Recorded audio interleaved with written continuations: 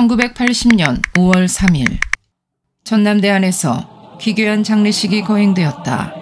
상여를 맨 사람들 뒤로 아리랑을 열창하며 학생들은 무언가를 태우고 비석을 세운다. 비석에는 죄 없는 민중과 학생들 억압해온 반민족, 반민주의 망령들 영구히 묻히다 라고 적혀 있었으며 유신잔재 척결하자는 플래카드를 들고 있다. 영상에서 주목하는 인물은 전남대 학생회장 박관현이었다. 그는 광주 사태를 기획하고 주도했던 윤한봉과 윤상원의 지지로 학생회장이 된 인물이었다. 이날 학생들은 최규하 정부를 유신잔당으로 규정하고 최규하 정부를 규탄하는 장문의 성명서를 발표하면서 강경한 투쟁을 결의하였다. 말하자면 그들의 주술 섞인 의식은 자유대한민국의 죽음을 상징하고 있었다.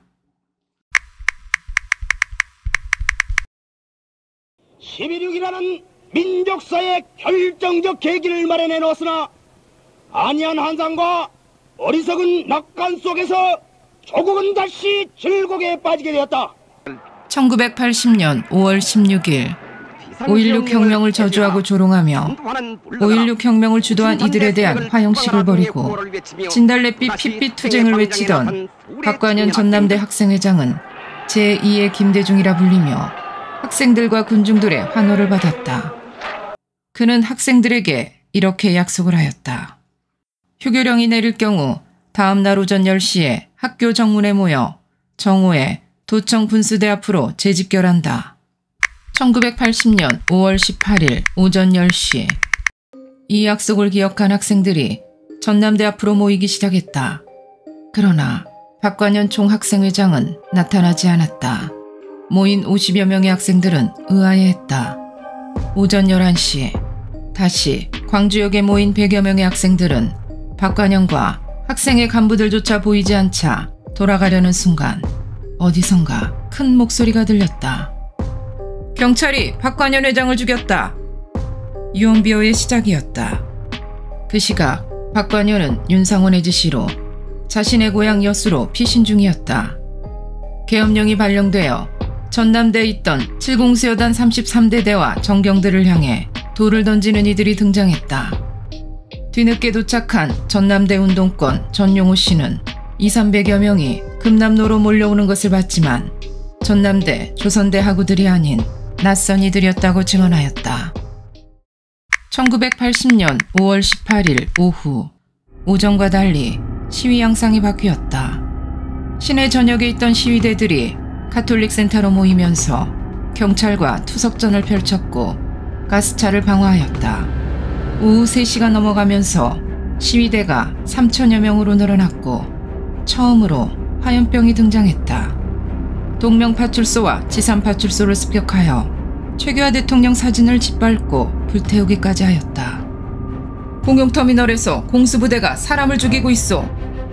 어느 택시기사의 외침이 들렸다. 또 다른 유언비어가 태동하는 순간이었다. 시위대들이 공용터미널로 이동하면서 마주친 경찰 차량을 습격하고 45명의 경찰을 무장해제시킨 후 인질로 사로잡았다. 그리고 그들이 잡은 인질들과 예비검속된 사람들과 맞교환하자고 제안을 한다. 1980년 5월 19일 경상도 군인들이 술과 약에 취해 전라도 사람들 씨를 말리러 왔다는 유언비어가 광주 전역에 악취가 되어 퍼져나갔다. 5월 18일 광주로 이동했던 7공수여단은 전북 금마에서 출동한 부대이며 31사단은 전라남도 향토사단이었다. 군대는 특정 지역인들만 모아서 편성하지 않는다. 그리고 임무 수행 중 술을 마시지 않는 것은 누구나 아는 기본 상식이다. 그러나 광주 시민은 그 유언비어에 분노하기 시작했다. 불행하게도 그 유언비어는 수십 년이 지난 지금까지 대한민국에 깊이 뿌리내려 있다. 이날 오후 12시경에는 당시 서남부 11개 시군의 광주 진입 관문이었던 나주경찰서를 선두로 공공기관이 점령되었다.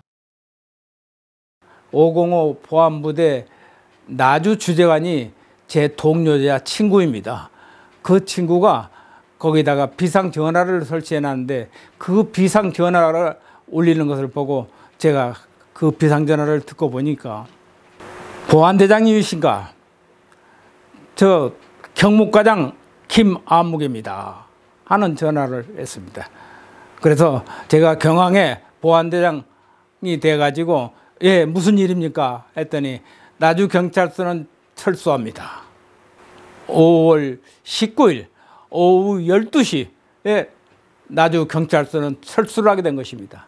그러면 그때 당시 나주경찰서가 철수한 이유는 나주경찰서 전 인원이 70명 정도 됩니다. 그런데 나주경찰서 서장 김상윤 총경이 전 직원을 정보요원 사복경찰만 남겨두고 전 요원을 데리고 전남도청 경비 책임자로 출동했던 때였습니다. 그래서 나주경찰서에서는 잔여 인원 사복경찰과 10여 명의 인원만 있었는데 이미 무장을 한 폭도들이 점거를 하게 된 것입니다. 이날 오후 3시에는 정체를 알 수 없는 집단이 나주 금성파출소 예비군대 대무기고를 습격한다. 소총 1600여 정, M60 기관총을 비롯한 다량의 수류탄이 몇 시간 만에 사라졌다. 그때 시간이 19일 낮 1시 반쯤에서 갑자기 저희 사무실 앞으로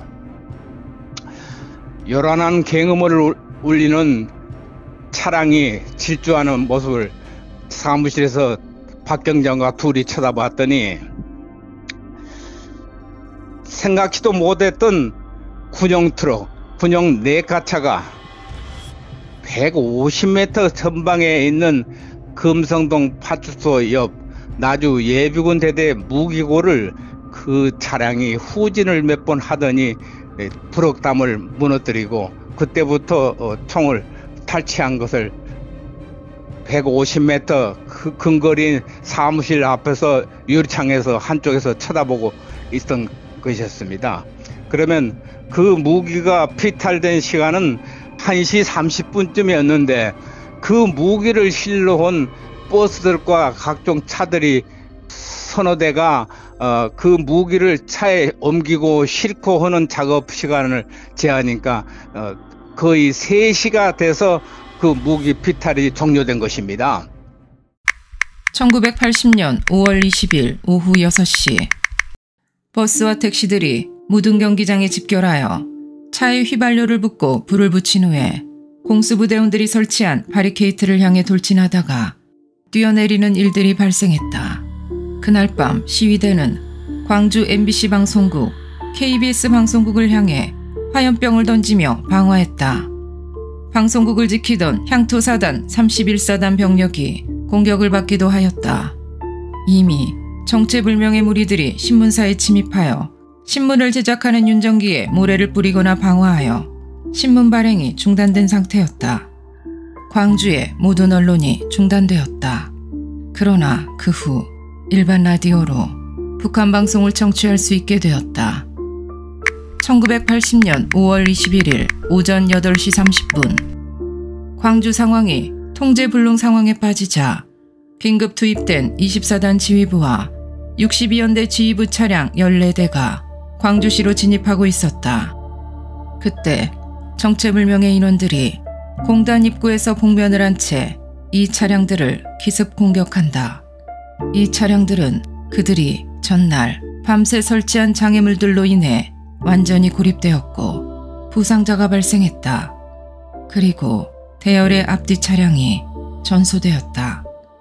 결국 차량을 이끌고 오던 군인들은 불가항력으로 모두 빼앗길 수밖에 없었다. 차량 14대와 장비, 무전기, 무기들을 모두 탈취당했다. 강제 사시면서 직접 보신 거죠? 아, 내가 아시아장에 근무했다니까요. 나도 출근을 못 해버렸다니까. 출근을 할 수가 없어.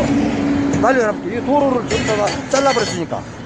요 덜고개, 농성동, 쌍촌동 도로를 다 잘라버렸어요. 못 들어오게, 침투를 못하게. 군인이 못 들어오게. 그렇죠, 침투를 못하게. 그걸 뭐 장갑 쳐도 그냥 풍덩 빠져버릴 정도로 그냥 넓게 해가지고 다 잘라버렸다면 도로. 일반인 생각으로는 그게 좀 불가능했을 것 같은데. 전혀 불가능한 거죠, 일반인들이. 후에 시위대들이 입고 다니던 장교우의 무전기들이 모두 그때 탈취당한 것들이었다. 정체불명의 무리들은 탈취한 지휘부 차량을 이용하여 근처에 있던 아시아 자동차를 습격하였고 장갑차 4대, 군용 트럭, 버스 등을 탈취하였다. 광주 시민이 어디 가서 장갑차를 운전할 수 있는 시민이 누가 있어요? 아시아 자동차에 근무는 나도 장갑차를 운전할 줄 모르는데. 아, 그렇죠. 군용 트럭이라든지 일반 민수용 버스, 군용 집차 다 나가버렸어요. 시위대들은 그 차량들을 이용하여 전남 44개의 무기고 화순의 다이너마이트 등을 탈취하게 된다. 1980년 5월 21일 저녁, 북동군중들은 광주에서의 기엠군의 마지막 아성 도청을 점령했다.